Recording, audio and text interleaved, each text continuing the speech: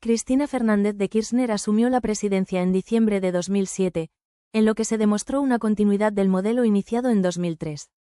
Pero rápidamente desarrolló una identidad propia con un liderazgo centralizado, un gran énfasis en la intervención estatal, y una profunda confrontación con sectores concentrados del poder económico. La meta fue profundizar el modelo de crecimiento con inclusión social, pero esto se dio en un contexto ya marcado por la alta inflación y la fragilidad económica heredada, lo que hizo que la confrontación fuera inevitable. ¿Qué heredó? Una economía en auge con pleno empleo, sí, pero la inflación ya estaba disparada, lo que llevó a la intervención del INDEC en 2007, arruinando la credibilidad oficial. Heredó una economía dependiente de la soja y la montaña de deuda reestructurada con los privados, que seguía latente. No se terminó de pagar toda la deuda, y aunque se canceló al FMI, se generó deuda nueva con Venezuela a tasas mucho más altas. Los problemas macroeconómicos estaban disfrazados de crecimiento. No obstante, su gobierno enfrentó rápidamente un silencio político y social con el llamado conflicto del campo, en 2008. La causa. El gobierno intentó establecer la Resolución 125, que imponía un esquema de retenciones móviles a las exportaciones de granos. El objetivo era que el Estado captara una mayor parte de la renta extraordinaria generada por los altos precios internacionales de la materia prima, principalmente la soja. El conflicto. Las patronales rurales, Sociedad Rural, CRA, Coninagro y Federación Agraria, reaccionaron con un paro agropecuario prolongado, que incluyó cortes de ruta y bloqueos de carreteras en todo el país. La tensión económica y social del conflicto fue intensificada por la naturaleza. Entre 2008 y 2009, Argentina se enfrentó a una de las sequías más graves de las últimas décadas en la región pampeana.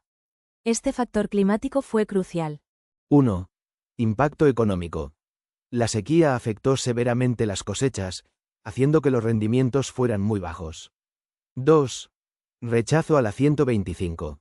Los productores argumentaron que, ante la pérdida de cosechas por la sequía, era injusto y ruinoso aplicarles retenciones altas a una producción ya mermada. El conflicto marcó un antes y un después. Consolidó a Cristina como figura política autónoma, pero rompió alianzas históricas. Los cortes de ruta generaron un clima de tensión social y escasez puntual en las ciudades, dificultades para que llegaran alimentos, y dio origen a una polarización política que caracterizó toda la década, con el gobierno adoptando un discurso de pueblo vs corporaciones.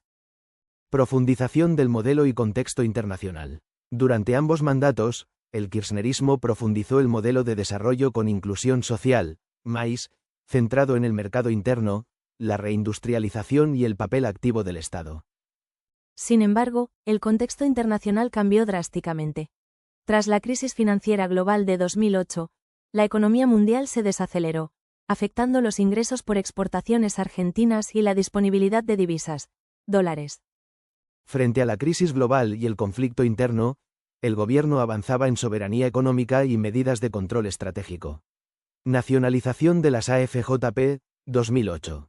El sistema previsional privado pasó nuevamente al control estatal, revirtiendo la privatización de los años 90. Esto permitió al Estado recuperar fondos, a cargo de la ANSES, que fueron cruciales para financiar políticas sociales, jubilaciones y obras públicas. Reestatización de Aerolíneas Argentinas, 2008, reestatización de YPF, 2012. Estímulo al consumo e inclusión. El Estado también impulsó una serie de programas para sostener el crecimiento y mejorar la inclusión social. Asignación Universal por Hijo, AUH, 2009. Esta política y la sostenida creación de empleo lograron que la desigualdad se redujera distribuida, lo cual se mide con el coeficiente de Gini. ¿Qué es el Gini? Es un indicador internacional que mide la desigualdad en la distribución del ingreso de un país. Un valor de 0% significa igualdad perfecta, todos ganan lo mismo. Un valor de 100% significa desigualdad perfecta, una persona tiene todo el ingreso.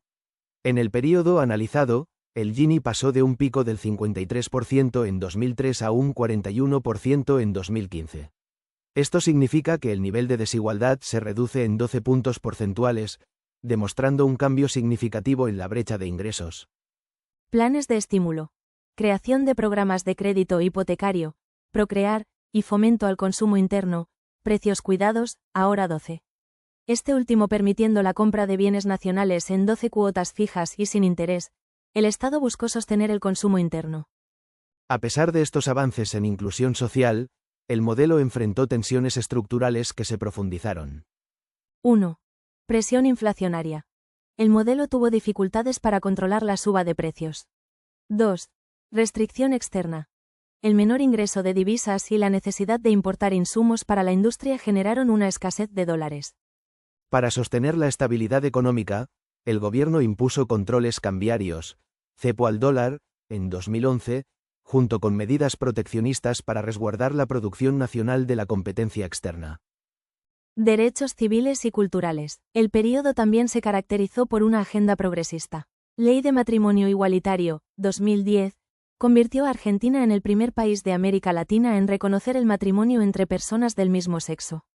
Ley de identidad de género, 2012, considerada una de las más progresistas del mundo, garantizando el derecho a la identidad autopercibida. Inclusión educativa. Se expandieron las universidades públicas y se lanzó, Conectar Igualdad, distribución de computadoras. Política de memoria, verdad y justicia. Se continuaron los juicios por delitos de lesa humanidad y se consolidó la memoria histórica como eje de la identidad nacional. Cristina Fernández de Kirchner mantuvo una línea soberanista en política exterior, en sintonía con los gobiernos progresistas de América del Sur. Integración regional y autonomía. La política exterior se centró en la creación de un bloque regional fuerte y autónomo frente a organismos financieros internacionales. Fortalecimiento regional. Se fortaleció el Mercosur y se impulsaron mecanismos de integración política como la UNASUR y la CELAC, manteniendo estrechas relaciones con países como Brasil, Venezuela, Bolivia y Ecuador. Soberanía territorial. Argentina mantuvo una posición firme sobre la soberanía de las Islas Malvinas, impulsando reclamos diplomáticos constantes en foros internacionales. La política exterior se centró en la creación de un bloque regional autónomo y en la soberanía financiera. El gobierno se enfrentó a uno de sus mayores desafíos en el litigio con los fondos buitre en tribunales de Nueva York, lo que culminó en un default técnico en 2014. Sin embargo, la gravedad del conflicto fue mitigada gracias al proceso de desendeudamiento previo.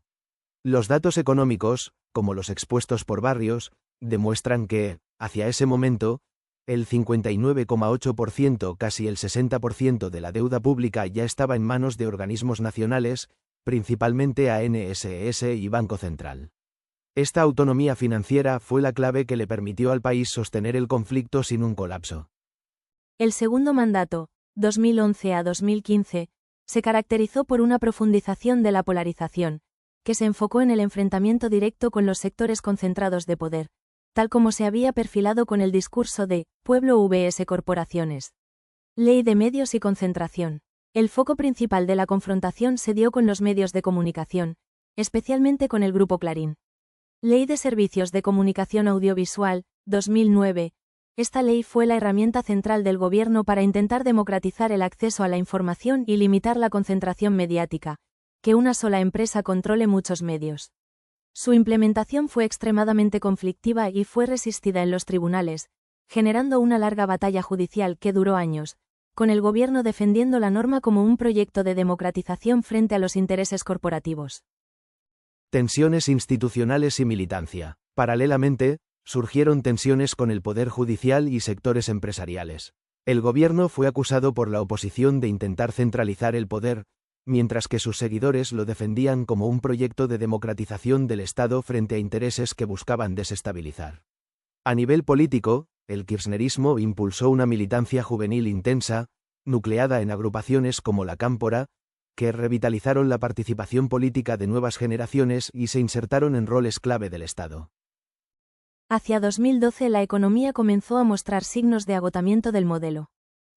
Desaceleración y límites de crecimiento. El dato más contundente es la desaceleración del crecimiento en la segunda etapa. La tasa promedio anual de crecimiento del PIB, Producto Interno Bruto, alcanzó el 7,1% hasta 2011.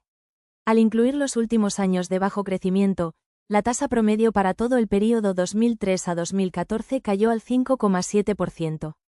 La inversión productiva, necesaria para sostener el crecimiento, cayó en 2012 y 2014. Incluso, el consumo privado verificó un nivel de descenso del menos 0,9% en 2014. La erosión de la inflación. La inflación persistente fue el principal desafío que erosionó la competitividad económica. El mandato presidencial se esperaba que finalizara con variaciones de precios anuales de entre el 15% y 20%. Esta inflación, tal como lo señala Barrios, erosionó la competitividad de la economía, haciendo más difícil exportar y limitando la capacidad de sustitución de importaciones. La restricción externa, falta de dólares. El sector externo pasó de la abundancia a la fragilidad. Tras un periodo de superávit comercial, 2003 a 2010, entre 2011 y 2014 se hizo presente la restricción externa, donde salen más divisas que las que entran. Esto obligó a imponer controles cambiarios, cepo al dólar en 2011, y llevó a un fuerte compromiso de pago en 2015, alrededor de 12.000 millones de dólares. El legado del período, 2003 a 2007, se caracteriza por la crisis heredada, 2002. Néstor Kirchner asumió en 2003 tras la crisis más profunda de la historia reciente argentina. El país enfrentaba niveles sociales inéditos. El desempleo había alcanzado un pico de casi 25% y la pobreza superaba el 57%. El Gini, desigualdad, estaba en su máximo histórico, alrededor del 53%. El modelo de la reconstrucción.